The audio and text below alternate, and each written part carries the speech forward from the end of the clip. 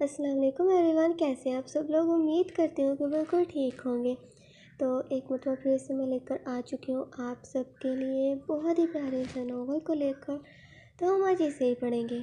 تو اب ہم جلدی سے ناول کو پڑھنا شروع کرتے ہیں، لیکن یاد سے آپ نے چینل کو سبسکرائب کرنا ہے اور ساتھ ہی ویڈیو کو لائک کرنا ہے اور پیارے پیارے سے کمنٹس کر کے بتانا ہے کہ کیسے چل رہی ہے ہماری اس ناول کی کہانی، کیونکہ ایسے ہمیں پتہ چلتا ہے کہ ہم نے کتنا اچھا لکھا اور ہم آپ سب کو کتنا پسند آیا۔ اور ہم نے جب کمرے کو کھولا تو خود اس کے اندر چلا گیا۔ اس کے پیچھے ہی صنم بھی داخل ہو چکی تھی۔ جب اس نے اس کمرے کو چاروں طرف سے دیکھا تو یوں دکھائی دے رہا تھا جیسے کہ کافی دنوں سے بند ہو یہ روم اور یہاں کی صفائی بھی نہ کی گئی ہو، کیونکہ دیواروں پر جالے اور زمین پر مٹی تھی۔ اس سے پہلے کہ صنم مزید اس روم کو دیکھتی اور ہم اس روم میں موجود وارڈروب کو سلائڈ کے اوپن کرتا، اس میں موجود عورتوں کے کپڑوں کو نکالنے لگا۔ صنم حیران تھی کہ یہ کیا، اس کمرے میں عورت کے کپڑے کیسے، جبکہ یہاں پر تو کسی عورت کو اس نے نہ دیکھا ہے کہیں، یا اس کی ماں تو نہیں، لیکن اب وہ کہاں پر ہے؟ شاید وہ اس دنیا سے چل بسی ہو، تبھی تو یہ اس قسم کا ہو چکا ہے۔ ایک ساتھ نہ جانے کتنا کچھ ہی وہ سوچ چکی تھی، کیونکہ اسے عجیب لگا تھا ارہم کے پاس سے عورتوں کی قیمتی کپڑوں کو دیکھ کر۔ پکڑو اسے اور جلدی سے پہن لو۔ ارہم اسے کافی خوبصورت شلوار قمیض اس کی جانب کرتا پکڑانے لگا۔ کپڑے دیتے وقت ارہم کے چہرے کے عجیب ہی تاثرات تھے، جیسے کہ وہ اپنے کپڑے شیئر کر رہا ہو۔ صنم میں کپڑوں کو دیکھتی آخر بے چین ہوتی اس سے سوال کر ہی بیٹھی، ارہم جی یہ کس کے کپڑے ہیں؟ میرا مطلب کہ کیا آپ کی والدہ کے ہیں یہ کپڑے؟ وہ آخر پوچھ ہی گئی اپنی کنفیوژن کو دور کرنے کے لیے۔ تم سے جتنا کہتا ہوں اتنا ہی کیا کرو، زیادہ سوال کرنے والے مجھے پسند نہیں۔ اس سے پہلے میرا ارادہ بدلے، پہنو اور چلو۔ اور ہمیں صاحب بات کو پلٹ دیا، نہ جانے کیوں وہ اپنی زندگی کے بارے میں صنم کو کچھ بھی نہ بتاتا تھا۔ صنم کو سوائے اس کے نام کے اور کچھ بھی نہ جانتی تھی اس کے بارے میں۔ نہیں میں پہن رہی ہوں۔ کپڑوں کو پکڑے وہ ارہم کی طرف دیکھنے لگی کہ وہ یہاں سے جائے گا تبھی تو وہ بدلے گی کپڑوں کو۔ ارہم صنم کو یوں اس کی جانب دیکھتے دیکھ کیا ہوا بدلو بھی، وہ بیزاری سے بولا۔ جی لیکن آپ یہاں سے جائیں گے تبھی تو بدلوں گی میں، آخر ارہم سے کہہ ہی گئی وہ۔ یار بس اب چینج کرو اس کی جانب پیٹ کے وہ کھڑا ہو گیا، کیونکہ ارہم اسے اس روم میں اکیلے ہرگز نہ چھوڑنا چاہتا تھا۔ ارہم کی حرکت پر صنم کو عجیب تو لگا، لیکن اور آپشن نہ ہونے کے باعث بار بار ارہم کی طرف دیکھتے جلدی جلدی کپڑوں کو چینج کرنے لگی۔ کپڑوں کو زیب تن کی اپنی حالت کو سدھارتی، وہ دوپٹے کو اچھے طریقے سے اوڑھے، ارہم کے دیے گئے نشانات کو چھپاتی۔ ارہم جی چلے پھر باہر، میں تیار ہو چکی ہوں۔ صنم کے اسے مخاطب کرنے پر ارہم نے اس کی طرف دیکھا تو ایک پل کے لیے ساختہ رہ گیا۔ آج آخر صنم کے لیے اس اصلی خوبصورتی اس خوبصورت ریڈ کلر کے فراق میں دکھائی دے رہی تھی، ورنہ صنم کو ہمیشہ سے ہی شرٹ اور ٹراؤزر ہی پہنا کرتی تھی، لیکن آج اسے ان کپڑوں میں دیکھے اپنے اندر صنم کی محبت بڑھتی محسوس ہوئی۔ اس کا سفید روشن چہرہ اس ریڈ کلر کے دوپٹے کو اپنے سر پر اوڑھنے کے باعث مزید خوبصورتی بڑھا رہا تھا، لیکن اس کے ہونٹ کے قریب ارہم کے کاٹنے کے باعث جو زخم بن چکا تھا اس کا نشان بھی واضح دکھائی دے جائے، اور روشن آنکھوں کے ہمراہ ارہم کی طرف دیکھی جا رہی تھی کہ وہ یوں کھڑا کیوں ہے اور وہ باہر کیوں نہیں جا رہا۔ ارہم جی کیا ہوا؟ وہ باہر چلے نا۔ اپنے قدم اس کی جانب بڑھاتی وہ خود دروازے کے قریب جانے لگی۔ بغیر کسی بھی قسم کا جواب دیے وہ صنم کو اپنے قریب آتے دیکھ اسے بازو سے پکڑے اپنی جانب کھینچا، جس کے باعث وہ اس کے سینے کے ساتھ ٹکرا گئی۔ اس کی پتلی سی کمر جسے اپنے بازو کی گرفت میں پکڑ چکا تھا۔ ارہم جی آپ کیا کر رہے ہیں؟ ہم نے تو باہر جانا ہے نا، امی باہر انتظار کر رہی ہیں۔ ارحم کی ایسی حرکت پر وہ خوف کے مارے اسے بتانے لگی کہ انہوں نے باہر جانا ہے۔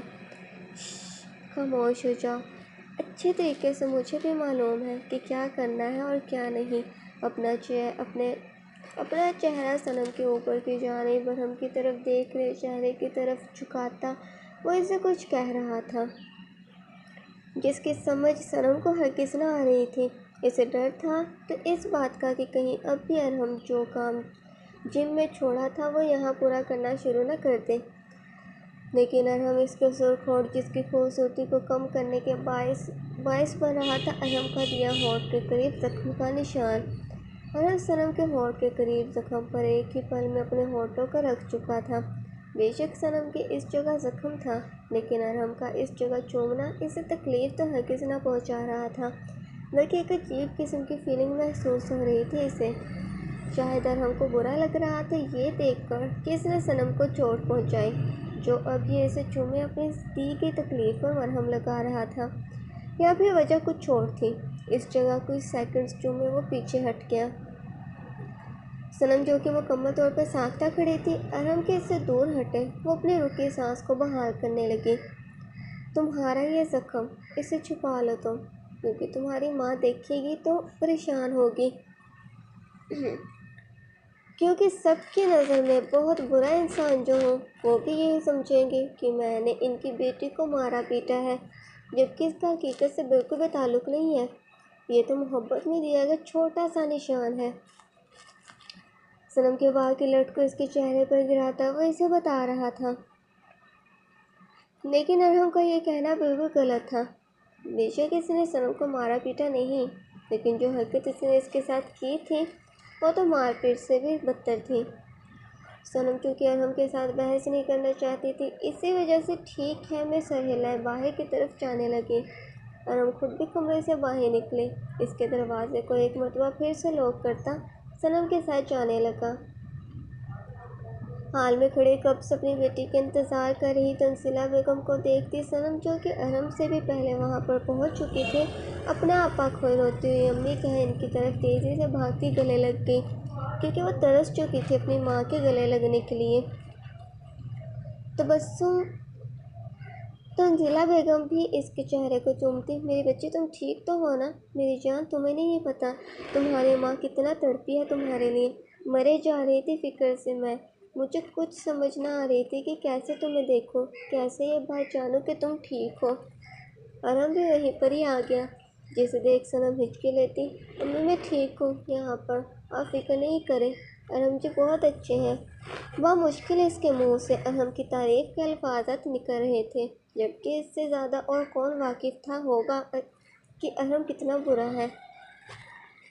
صنم میری جان تمہیں میں نے کچھ بتانا بھی تھا۔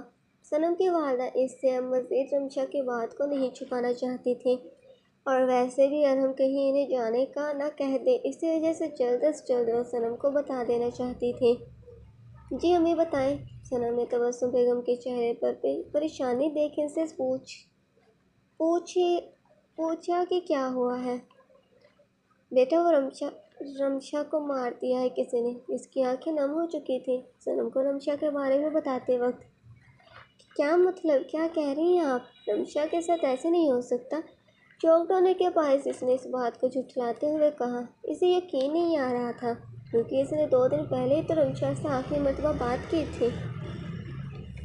بیٹا یہ سچ ہے، روتی ہوئی وہ صنم کو یقین دلوانے لگی۔ بیچاری ننھی سے بچی کے ساتھ کسی نے زبردستی کی اور پھر مار ڈالا، مجھے تو سوچ سوچ کر ہی ہول پڑ رہے ہیں، کتنا ظالم کوئی کیسے ہو سکتا ہے۔ ارحم ان دونوں کی باتوں کو سنتا نظر نیچے کی عجیب قسم کا بہیو کرنے لگا، جیسے کہ اسے ان کی باتیں بری لگ رہی ہوں، جیسے کہ وہ بور ہو رہا ہو ان کی باتوں کو سن کر۔ صنم پھوٹ پھوٹ کر رونے لگی، اسے اپنی سبھی تکلیفیں بھول چکی تھی اس ننھی سی جان کی بات پتہ چلنے پر۔ بیٹا پلیز ڈھونڈیے اس ظالم شخص کو، لیکن رمشا کو دفنانا ہے، اب تم کیا ہوگی؟ کیا ایسا ممکن ہے؟ صنم کی والدہ نے ڈرتے ہوئے پوچھا، کیونکہ وہ جانتی تھی کہ ارحم شاید صنم کو کہیں پر بھی جانے کی اجازت نہ دے۔ تنزیلہ بیگم کی بات کو سنتی صنم ارحم کی طرف دیکھنے لگی، جو کہ اپنی آنکھوں کو مضبوطی سے بند کیے ہوئے تھا۔ सनम रोती हुई ارحم جی پلیز اپنی بہن کو آخری مرتبہ دیکھنے کی خاطر میں جا سکتی ہوں؟ آپ یہ احسان کر دیں، میں آپ کی پوری عمر شکر گزار ہوں گی۔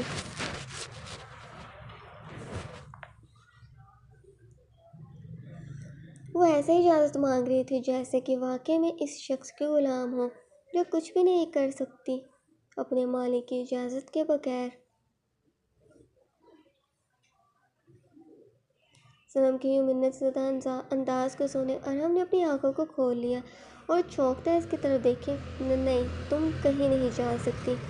نہ جانے کیوں پہلی مرتبہ وہ اپنے لفظ کو کاٹتا بولا تھا، لیکن پھر بھی اس نے صاف صاف سنم کو منع کر دیا کہ وہ کہیں پر بھی نہیں جا سکتی۔